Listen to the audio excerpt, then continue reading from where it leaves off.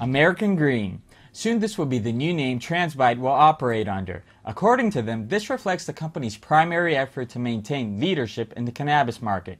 Pretty girl advertisements, forward-looking statements, it's all with this in mind.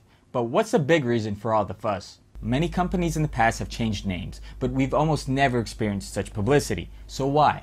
Well, Tranzbyte thrives on hype. That's why. It's the big engine that moves them on the stock charts, and it's used, as some people say on the internet, to divert attention from the things that the company doesn't want to talk about.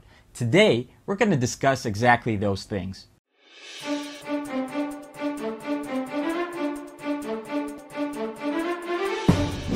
Let us give you some background on Tranzbyte before we continue. Their flagship product is called Zaz. It's the world's first pod vending machine, and the strange name comes reportedly from pizzazz, a word that means an attractive combination of vitality and glamour. Tranzbyte have taken great pains to keep the public excited for their product. They've made it sort of a cushion. Whenever they need a share price boost, they make headlines with a press release about the Zaz machine. For example, last week, after 5 sessions in the red, the company suddenly jumped 23%. This came when news hit that Mach 1, a tweaked version of the vending machine, will be leaving the factory for next week to prepare for shipping in 4 dispensaries across 3 states. After that, the company continued rising, closing the week up 42%.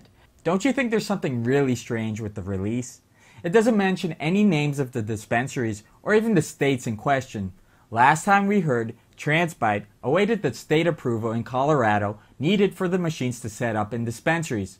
How did the company go from that to shipping to 3 states at once with no announcement of clearance in between?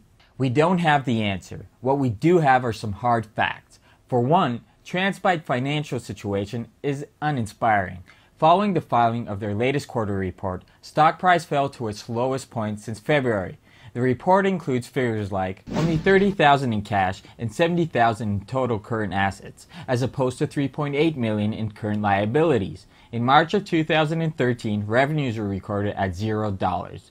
Things have barely picked up since, with $68,000 for last quarter. Net loss, however, rose to $420,000 from $200,000 at the beginning of last year. And if this isn't negative enough, there may be other alarming things ahead. Tranzbyte have been quite busy retiring convertible debt, and the conversion rates are especially alarming. Over 270 million shares have been issued to clear just $150,000. This sets a conversion rate at 0.0005 per share. On March 31st, 2 new convertibles were issued for a combined sum of $380,000, with the same conversion price as before. The debentures also come with a 9.9% ownership limit, so third parties can conveniently sell their converted shares without any filings. All the hype Tranzbyte generate to boost their stock standings may be part of a bigger picture where convertible shares are traded every day on giant profits.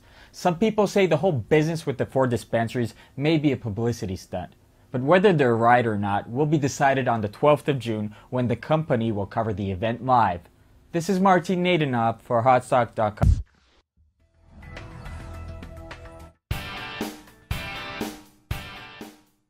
I have a small amount of money to invest and I want to gamble in the market. I'm looking for a penny stock that'll go up and turn it into $100,000 or $1 million.